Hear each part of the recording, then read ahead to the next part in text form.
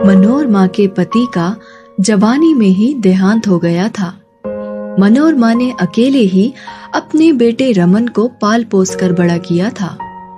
रमन की सारी पढ़ाई का खर्चा उसने अकेले ही उठाया था। रमन की नौकरी लगने के बाद उसने उसके लिए एक सुंदर सुशील कन्या देखकर उसकी शादी करा दी थी। रमन शहर में रहकर जॉब करता था। उसकी पत्नी शालिनी और माँ मनोरमा गांव में ही रहते थे। अरे ओ शालिनी, शालिनी कहाँ मर गई? क्या हुआ मम्मी जी? क्या हुआ वे सब छोड़ो, ये बताओ कि बिजली का बिल इतना ज्यादा कैसे आ रहा है? तुम्हें बिल्कुल समझ नहीं है? इतना महंगाई बढ़ा हुआ है, ऊपर से इतना बिजली का बिल। मम्मी जी, लेकिन ये तो पिछले महीने से भी कम है।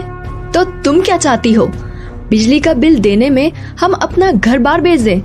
आज के बाद कितनी भी गर्मी हो, घर में एक ही पंखा चलेगा। मई का महीना था। शालिनी का दिन भर काम कर गर्मी से बुरा हाल हो जाता था, लेकिन मनोरमा सिर्फ अपने कमरे में पंखा चलाकर बैठ जाती थी। और जब शालिनी उस कमरे में जाती तो उसे सोना है ये कहकर उसे कमरे से बाहर कर देती। एक दिन जब शालिनी अपने आंगन में काम कर रही थी, तभी एक चूड़ी वाला अपने ठेले पर चूड़ी बेचता हुआ वहाँ आया। चूड़ी ले लो चूड़ी, रंग बिरंगी चूड़ियाँ। शालिनी को बचपन से ही रंग बिरंगी चूड़ियाँ पहनने का बहुत शौक था। चूड़ी वाले को देख खुद को वो रोक नहीं पाई और उसे आवाज दे दी। ए चूड़ी वाले भैया, रंग बिरंगी चूड़ियाँ दिखा देना। ये लीजिए मैडम, एकदम नए डिजाइन की सुंदर चूड़ियाँ हैं, बहुत ही सस्ते दाम पर। शालिनी को चूड़ियाँ बहुत पसंद आती है। तभी वहाँ मनोरमा आ जाती है। क्यों री, तुमको समझ नाम की कोई चीज नहीं है क्या? यहाँ महंगाई इतनी बढ़ती जा रही है और तुम्हें नई चूड़ियाँ पहननी है। मम्मी जी, मेरी सारी चूड़ियाँ घर के काम काज करने में टूट गई हैं। एक भी अच्छी चूड़ियाँ नहीं बची मेरे पास।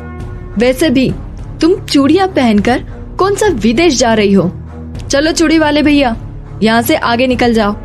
ले लेने दीजिए ना ये चूड़ियाँ, इन पर बहुत जचेगी। क्यों रे, अब तू हमारे बीच में बोलेगा? रहने दीजिए भैया, मुझे चूड़ी नहीं चाहिए। इतना कहकर शालिनी उदास होकर अपने कमरे में जाने लगती है और मनोरमा भी वहाँ पर चली जाती है। तभी चूड़ी वाला वे चूड़ी शालिनी की खिड़की पर रख वहाँ से चला जाता है।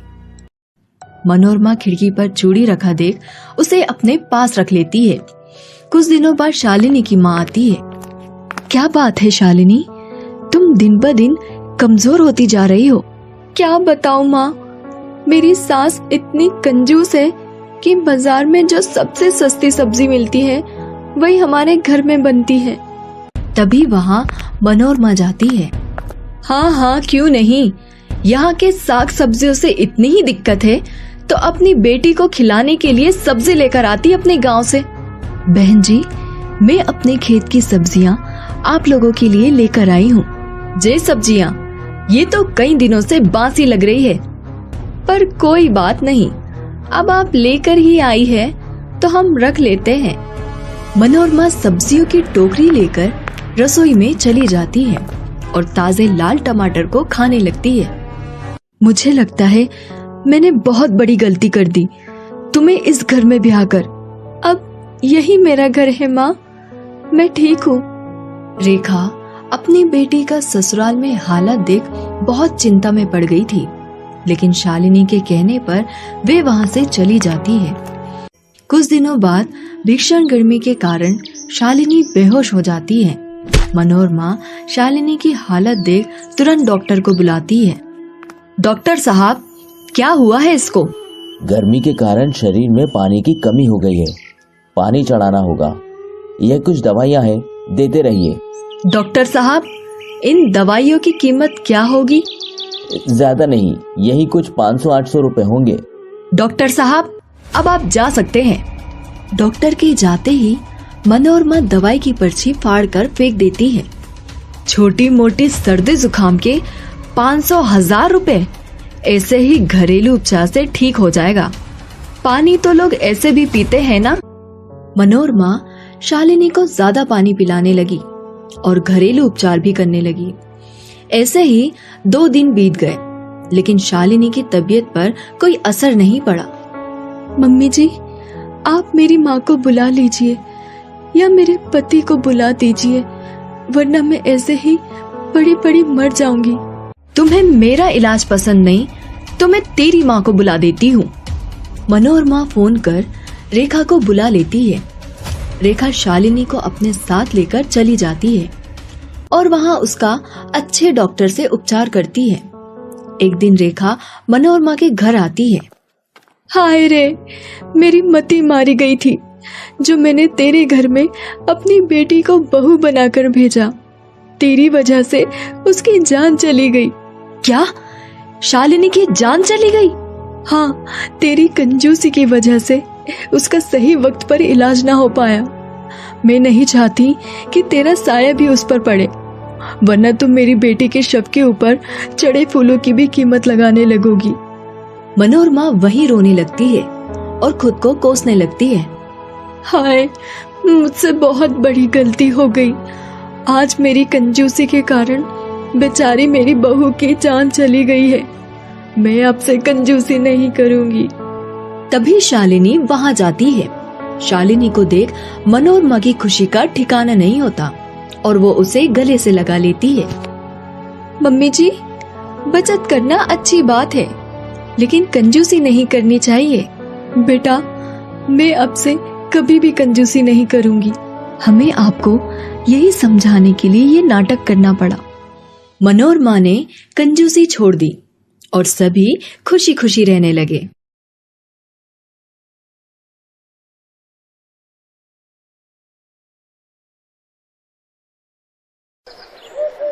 रोशनी की शादी दीपक के साथ 6 महीने पहले ही हुई थी। जिस तरह हर लड़की ना जाने कितने अरमान लेकर ससुराल आती है, वैसे ही रोशनी भी आई थी।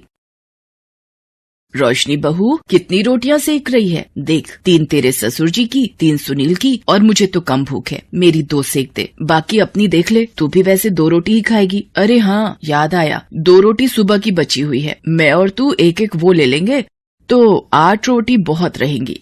कैसे घर में आ गई, जब देखो रोटियां गिनती रहती हैं। मेरा तो दिमाग खराब किया हुआ है। माँ, 6 महीने में इतनी कमजोर हो गई है आपकी बेटी। सासू माँ जब देखो रोटियां गिनती रहती है और हर वक्त टोकती रहती है। रोशनी बेटा, कोई बात नहीं, अपनी सास की बातों को दिल पर मत लगा। तू बस अपनी अच्छी बहू होने का फर्ज निभा। बाकी हर किसी की अपनी आदत होती है बोलने की। हम दूसरों को नहीं बदल सकते, खुद को ही बदल लो। तू चुप रहा कर, बोलने दिया कर जो भी बोले। रोशनी अपने काम में लग जाती है। अगले दिन, ये क्या रोशनी, तूने अभी तो दीपक के लिए चाय बनाई थी, अब दोबारा क्यों बना रही है? फ्राई पैन में बची हुई चाय रखी तो है, वही पी लेती। माँ जी, चाय थोड़ी देर भी पड़ी रहे तो उसका स्वाद बदल जाता है और मुझे ताजी चाय पीने की आदत है। तो ये चाय मुझे दे दे, इतनी महंगी चीनी पत्ती दूध वाली चाय है। माँ जी, सिर्फ 2 घूंटी तो है, ये क्या पियोगे? मैं ताजी बना रही हूँ, पी लो।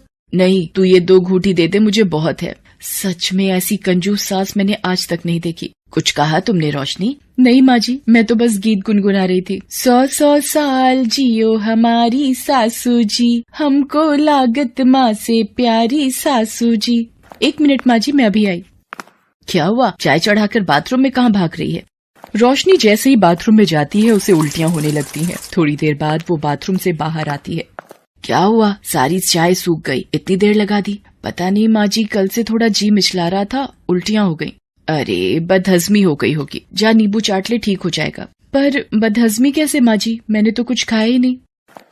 रोशनी कमरे में आकर अपनी माँ को फोन लगाती है। माँ, क्या करूँ फिर, आप ही बताओ, जाऊँ फिर डॉक्टर के पास या अभी रुक जाऊँ? 1 दिन और देख ले बेटा, नहीं तो एक काम कर, दीपक से प्रेगनेंसी टेस्ट करने वाली किट मंगवा लेना, हो सकता है तुझे दिन चढ़ गए हो। ठीक है माँ, कल तक देखती हूँ। रोशनी को शरीर में कमजोरी महसूस होने लगती है। तभी, क्या बात है रोशनी, इतने छोले चावल किसके लिए बनाए थे जब खाने नहीं थे? ये लोग तो सुबह लंच ले गए, उसके बाद वैसे के वैसे ही पतीले रखे हैं। जब नहीं खाने थे तो बनाए क्यों? माँ जी, मेरी तबीयत कुछ ठीक नहीं है, थोड़ी देर बाद खा लूंगी। अब रात को कुछ नहीं बनाना, यही पूरा हो जाएगा, समझी? कमला अपने कमरे में चली गई। रात में, रोशनी, ये कुकर में क्या बनाने की तैयारी है? छोले चावल रखे तो हैं, वही गर्म कर लेंगे। माँ जी, मेरी तबीयत ठीक नहीं है, इसलिए थोड़ी सी धुली मूंग की दाल की खिचड़ी बना रही थी। छोले रात में भारी हो जाएंगे मुझे। ये सही है, 2 उल्टी आई नहीं कि ढीले पड़ जाओ। बस 1/4 मुट्ठी बनाना अपने लिए, हम तीनों तो सुबह वाले छोले चावल ही खा लेंगे, इतनी महंगाई है भाई। बेचारी रोशनी पहले ही तबीयत खराब से परेशान थी, ऊपर से कमला की कंजूसी। अगले दिन रोशनी को फिर उल्टियां होने लगती हैं। वो दीपक को बताती है। वो प्रेगनेंसी टेस्ट किट ले आता है। रोशनी चेक करती है। दीपक, मैं माँ बनने वाली हूँ। क्या? ये तो बहुत ही खुशी की बात है रोशनी, मैं आज बहुत खुश हूँ। क्या तू माँ बनने वाली है? चल ठीक है, अब थोड़ी बचत करनी शुरू कर दे, आगे 2 से 3 हो जाओगे तो खर्चे बढ़ जाएंगे। माँ जी, मैं दीपक के साथ डॉक्टर के पास होकर आती हूँ। अरे उसे क्यों परेशान कर रही है, उसे काम पर जाने दे, मेरे साथ चलना। दीपक काम पर चला जाता है। रोशनी कमला के साथ डॉक्टर के पास जाती है। मैंने रोशनी का चेकअप कर लिया है, सब कुछ ठीक है, बस अपने खान पान का ध्यान रखना और कोई भी चिंता फिक्र करने की जरूरत नहीं है। ये कुछ ताकत की दवाइयाँ और टॉनिक लेने हैं। कितनी फीस हुई डॉक्टर? जी 1500 रुपए। क्या 1500 रुपए? ये कुछ ज्यादा नहीं है, और दवाइयाँ अलग खरीदो। माँ जी अभी तो दो, घर जाकर सुना लेना। अब इतने पैसे यहाँ लग गए, दवाइयाँ भी 1200 की आ गई। अब ऑटो के 80 रुपए नहीं दूंगी, पैदल चल ले। पैदल चलना गर्भवती के लिए अच्छा होता है। कहाँ फंस गई मैं इन जैसी कंजूस के साथ। कमला और रोशनी घर आ जाते हैं। अब रोशनी गर्भवती थी तो उसे ज्यादा ध्यान रखने की जरूरत थी, पर कमला की कंजूस आदत से वो कैसे पीछा छुड़ाती। एक दिन, रोशनी, ओ रोशनी, कहाँ है? माँ जी बाहर हूँ, ये दशहरी आम वाला भैया आया हुआ है, वही ले रही हूँ। ओ भैया, क्या भाव दे रहा है? अम्मा जी 70 रुपए किलो दिए हैं 2 किलो के, तुम 60 रुपए दे देना, बोनी का टाइम है। अरे क्या लूट मचा रखी है, औरतें देखकर भाव बढ़ा दिए, और ये आम तो हैं भी बिल्कुल बेकार पिलपिले से। पर माँ जी मेरा आम खाने का बहुत मन था। अच्छा तुझे आम खाना है, ये ले भैया 5 रुपए, ला एक आम दे दे। क्या अम्मा जी है इतनी कंजूसी, सिर्फ एक आम? तो क्या पूरा ठेला खरीद लूं? ला मुफ्त में दे, एक आम देगा, बड़ा आया बात करता है, चल जा यहाँ से। रोशनी गुस्से में घर के भीतर आ जाती है और अपने कमरे में चली जाती है और सारी बात अपनी माँ को बताती है। अब तुम ही बताओ माँ, इतनी कंजूसी, वो भी आम खरीदने में। मेरा इतना मन था आम खाने का। कोई बात नहीं, तो दीपक को बोल देना, वो शाम को लेता आएगा। उसी शाम रोशनी के ससुर रोशनी के लिए कुछ सामान ला। कमला, ये देसी घी और थोड़ा ड्राई फ्रूट, बादाम, काजू वगैरह लाया हूँ।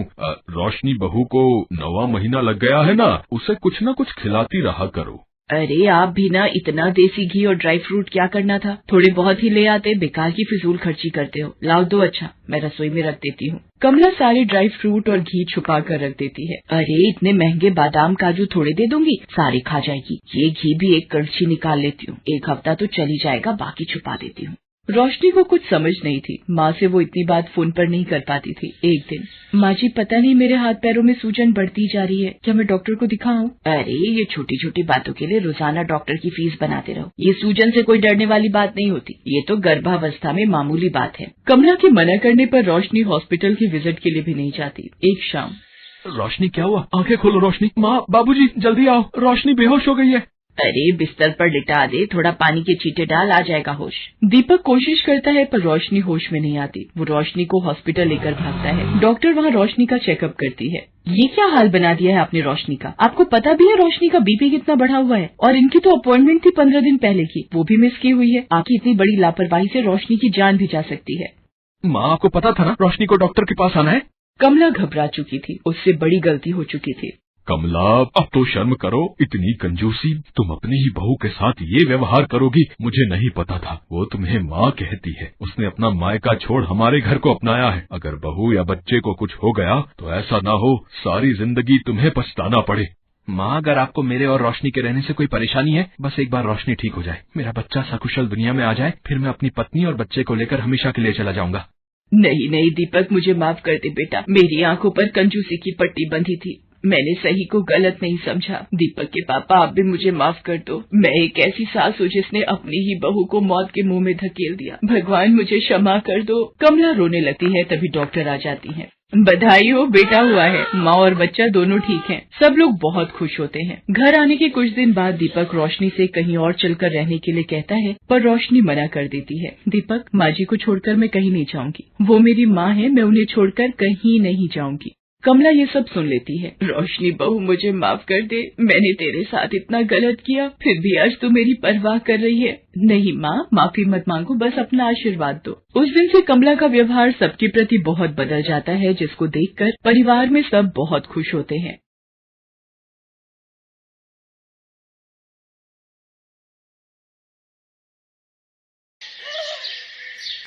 सुहानी एक गरीब परिवार की लड़की थी। मोहित से लव मैरिज के बाद वो अब एक अमीर परिवार की बहू बनकर आई थी। सुहानी की सास संध्या देवी बहुत ही कंजूस स्वभाव की थी और कंजूसी करने का कोई भी मौका वो हाथ से नहीं जाने देती थी। ये 20-20 रुपए के लिफाफे ठीक रहेंगे दिवाली पर इन नौकरों को देने के लिए। माँ जी, इन लिफाफों के साथ मिठाई का डिब्बा रखना है। क्यों, तेरी माँ मिठाई के डिब्बों के पैसे भिजवा रही है क्या, जो मिठाई देने के लिए तू बोल रही है? ओ पार्वती, ये रसोई में से क्या ले जा रही है? मालकिन, ये आलू प्याज खराब हो गए हैं तो फेंक रही थी। इतने महंगे आलू प्याज तू फेंकने जा रही है? इधर दिखा, ये ऊपर से छील कर इस्तेमाल कर, फेंकने की जरूरत नहीं है। पार्वती, ये लो ताजे आलू प्याज और इनकी सब्जी बना लो, पर माँ जी को नहीं बताना कि मैं खरीद कर लाई हूँ। उनका भी मान हो जाएगा और तुम भी स्वादिष्ट सब्जी बना लोगी। भाभी जी, आप हम नौकरों से भी कितना लगाव रखती हो। ये मालकिन इतनी तेज आवाज में किसे गुस्सा हो रही हैं? मतलब तू अब अपनी माँ की बीमारी का बहाना बनाकर गांव जाना चाहता है और मैं तुझे 5,000 रुपए उधार दे दूं और तू लौट कर नहीं आया तो मेरे तो 5,000 रुपए मिट्टी हो जाएंगे ना। नहीं मालकिन, जैसे ही माँ की तबीयत ठीक होगी मैं तुरंत लौट आऊंगा। नहीं, फालतू पैसे तो मैं तुझे नहीं दूंगी। मुझे विश्वास नहीं है तुम नौकरों पर। हाँ, 15 दिन इस महीने तूने जो काम किया है उसके जो पैसे बनते हैं वो ले ले। संध्या, रामू पिछले 15 साल से हमारे पास नौकरी कर रहा है। हम उसे 5,000 रुपए दे भी देंगे तो क्या बिगड़ जाएगा है? अरे कौन सा हमारी तिजोरी खाली हो जाएगी, बल्कि उस बेचारे की परेशानी दूर हो जाएगी। बस तुम्हारी ही कमी थी। एक तो पहले ही तुम्हारा लाडला बेटा लव मैरिज करके एक गरीब घर की लड़की उठा लाया है। अब तुम नौकरों को रुपए बांटकर खुद को भी भिखारी बना दोगे। 1 रुपया भी तिजोरी में कम हुआ तो मुझसे बुरा कोई नहीं होगा। रामू निराश होकर रसोई में आ जाता है। रामू भैया, ये लो, मेरे पास 3,000 रुपए हैं, आप ये मेरी तरफ से रख लो, आपके कुछ तो काम आ ही जाएंगे। भाभी जी, आपका दिल सचमुच बहुत बड़ा है, आपका बहुत बहुत शुक्रिया। मैं गांव से वापस आते ही आपके ये पैसे लौटा दूंगा। हाँ नहीं रामू भैया, ये पैसे लौटाने की कोई जरूरत नहीं है। आप सारी चिंताएं छोड़कर गांव जाकर अपनी माँ जी की सेवा करो। सुहानी का दिल बहुत बड़ा था, वो सबकी मदद किया करती थी। दिवाली के दिन नजदीक आ रहे थे। संध्या देवी ने सुहानी से कहा, सुहानी, मोहित और तुम्हारी शादी के बाद ये पहली दिवाली है और तुम्हारे ससुर जी चाहते हैं कि हम सभी को दिवाली पार्टी के लिए आमंत्रित करें। बहुत अमीर घरानों के साथ उठना बैठना है हमारा। तुम अपने मायके वालों को समझा देना, थोड़ा ढंग के बनकर आएंगे, कभी ऐसे ही उठकर आ जाएं, और हाँ, कुछ ऐसे उपहार लाएं जो लोगों के बीच दिखा सकूं। समझा देना, कभी सस्ते से बिस्कुट नमकीन के डिब्बे ना उठा कर ले आए। जी, मेरी मम्मी से बात हुई थी, उन्होंने मोहित के लिए एक। बस बस बस, मुझे अभी तेरी माँ की बनाई लिस्ट नहीं सुननी। मुझे दिवाली के और भी काम है। और ये मोहित कहाँ है? मम्मी, मैंने दोबारा फोन कर दिया है, बिजली वाला अभी थोड़ी देर में आ जाएगा। आपको जहां जहां बिजली का काम करवाना है वो समझा देना आप। संध्या, जो भी राशन मंगवाना है लिखवा देना, गणपत को भेज दूंगा। फिर शोरूम में भीड़ रहेगी तो कोई नौकर खाली नहीं होगा और दिवाली पर सब नौकर छुट्टी पर रहेंगे। लिखवा दूंगी, बाकी ये बिजली वाला आ जाए तो मैं काम करवा कर निपट जाऊं। मोहित और उसके पिता अपने कमरे में चले जाते हैं, तभी बिजली वाला आ जाता है। जी, आपको बिजली का काम करवाना है? बता दीजिए क्या काम करना है? भैया, ये पूरे घर में दिवाली की लाइटें लगवानी है। ये वाली आपको पूरी फिटिंग के साथ 80,000 की पड़ेगी और ये वाली 50,000 की। अरे भैया, लाइटें तो कोई सी भी लगा लो, सभी जगमग करती हैं। सबसे सस्ती वाली कौन सी है? मेरा 5-7 हजार में काम हो जाए और घर भी जगमग करे। पर माताजी, इतनी सस्ती लाइटें लगवाने का कोई फायदा नहीं है, कोई गारंटी नहीं होती इनकी, कब बल्ब का फ्यूज उड़ जाए है कुछ पता नहीं चलता माताजी। अरे, एक त्योहार निकल जाए बहुत है, हमें तो बस शो ही करना है। ठीक है माताजी, ये 8,000 की पड़ेंगी, ये लगवा लो। ऐसा नहीं है, लगवाने वाले ये भी लगवाते हैं, चलने को अच्छी चल भी जाती है। ठीक है, ऊपर छत से लेकर बाहर का सारा बरामदे का एरिया भी कवर कर लेना। सुहानी, ये क्या खरीद कर लेकर आई है? माँ जी, कल दिवाली पूजन के लिए मिट्टी के दिए लाई थी। अरे सुहानी बहू, हम अमीर लोग ये मिट्टी के दिए नहीं जलाते, ये तुमने अपने घर में जलाए होंगे। अब मॉडर्न जमाना है, चमकती लाइट से ही दिवाली पर शो आती है, इन मिट्टी के दियों से नहीं। सुहानी मिट्टी के दिए लेकर कमरे में चली जाती है। बिजली वाला दिवाली की लाइटों की फिटिंग कर जाता है। अगले दिन दिवाली का त्योहार था। सुहानी मंदिर की सजावट कर रही थी। सुहानी, अपने मम्मी पापा को अभी बोल दो सभी मेहमानों को शगुन में चांदी के सिक्के देने हैं। कम से कम 50 चांदी के सिक्के तो रख ही लेंगे। संध्या, कैसी बातें कर रही हो? आजकल सोना चांदी कितना महंगा है? कम से कम 1000 या उससे ऊपर का एक सिक्का है। उन बेचारों को क्यों बोझ दे रही हो? पापा सही कह रहे हैं मम्मी। आपको पता है, सुहानी एक मध्यम वर्गीय परिवार की लड़की है। अभी करवा चौथ पर भी वो काफी कुछ दे गए थे, और हो सकता है दिवाली पर देने के लिए भी वो अपनी हैसियत से ज्यादा इंतजाम कर ही चुके हो। सुहानी बहू, बहुत अच्छा काम किया, दोनों बाप बेटों को अपनी तरफ मिला लिया है, ताकि तुम्हारे मायके वाले खर्चा करने से बच जाएं। अब जब मोहल्ले वालों और रिश्तेदारों के सामने शाम की पार्टी में नाक कटेगी तो मुझे ना कहना फिर। अच्छा, सबको बांटने के लिए उपहार तो खरीद ही लाते हैं। मैं 1 रुपया खर्च नहीं करूंगी। इसके घर से जो आएगा शाम को उसी में से बांट देंगे। दिवाली भी तो इसी की पहली है, यही बांटेगी जो आएगा उसी में से। अभी फोन पर बोल दे अपने मायके में, शाम को मेहमानों को बांटने के लिए तोहफों का इंतजाम करके आएंगे। मैंने भी तो दिवाली की लाइटें लगवाकर कितना सुंदर इंतजाम किया है। इतने पैसे खर्च कर रहे हैं तुम दोनों की पहली दिवाली के लिए। शाम को दिवाली पार्टी के लिए मेहमान आने शुरू हो गए थे। क्या बात है संध्या जी, आपने घर तो बड़ा ही सुंदर सजवाया है। दिवाली की लाइटें अलग ही रोशनी फेंक रही हैं। अरे क्यों ना हो पूनम जी, लगता है इस बार संध्या जी ने अपने बेटा बहू की पहली दिवाली के लिए पैसा दिल खोल कर खर्च किया है। सबसे महंगी सजावट करवाई है, लाखों रुपए खर्च किए हैं इस बार मैंने इस सजावट में। अरे ये लाइट्स को क्या हो गया? मोहित बेटा, ये अचानक अंधेरा कैसे हो गया? अरे ये अंधेरा कैसे? संध्या जी, मेरा साहब। मैं देखता हूँ मम्मी। समझ नहीं आ रहा, सारे स्विच ठीक हैं, फिर ये पूरे घर की लाइट क्यों चली गई? मोहित, जल्दी से किसी बिजली वाले को बुला। पापा, आज दिवाली है, कोई भी फोन नहीं उठा रहा, और जिसने लाइट की फिटिंग की थी बोल रहा है कि गांव चला गया है। उसने बोला इन लाइट्स की कोई गारंटी नहीं होती। ये सबसे सस्ती लाइट मम्मी ने ही उसे बोला था लगाने के लिए। देख लिया कंजूसी का नतीजा। मेहमानों को अब अंधेरे में बिठाओगी। पूरे घर में दिवाली के दिन अंधेरा है, वो भी सिर्फ तुम्हारी वजह से। और इन्वर्टर ठीक करवाने में कंजूसी कि बैटरी महंगी है। जनरेटर नया लेने नहीं दिया तुमने कि जरूरत नहीं पड़ती। अब भुगतो। पापा, आज दिवाली पर इतनी रात में कोई आने को तैयार नहीं है। अब कल सुबह ही लाइट ठीक हो पाएगी। अरे अब रोने से क्या फायदा? इतनी बार कहा है, कंजूसी भी किसी हद तक ठीक रहती है। मेहमानों को क्या मुंह दिखाएंगे? इतनी देर में सुहानी के मायके वाले भी आ जाते हैं।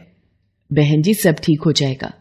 ऐसी परिस्थितियां कभी कभी हमारे जीवन में बनी जाती हैं, पर हर परेशानी का हल भी हमारे आसपास ही होता है। पापा, सब लोग छत पर क्यों जा रहे हैं? कहीं सबको नीचे हॉल में गर्मी तो नहीं लग रही? मैं देख कर आता हूँ। भाई वाह, मेहरा साहब ने ये किया। असली दिवाली की सरप्राइज डेकोरेशन है। दिवाली के दीपक सचमुच इस दिन जो रोशनी देते हैं, वो सबसे अलग ही होती है भाई, है ना? मोहित बेटा, आज तो तुम्हारे घर की दिवाली पार्टी की सजावट बहुत ही सुंदर लग रही है। काफी मेहनत से ये दीपों की सजावट की गई लगती है। पूरा घर जगमगा रहा है। मोहित, जरा ये दिया सामने की दीवार पर लगा देना। सुहानी, तुमने ये सब अकेले? Thank you so much. Suhani मुस्कुरा देती है और मिट्टी के दीपक जलाकर पूरे घर को रोशनी से भर देती है। आए हुए सभी मेहमान सुहानी की बहुत तारीफ करते हैं।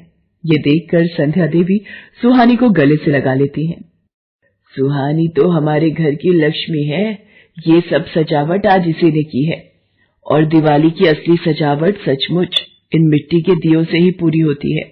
दिवाली तो है ही दीपों की रोशनी का त्योहार, क्योंकि इसी दिन भगवान रामचंद्र जी 14 वर्ष का वनवास काटकर अयोध्या नगरी वापस लौटे थे, और उनके स्वागत की खुशी में प्रजा ने दीप जलाकर उनका स्वागत किया था।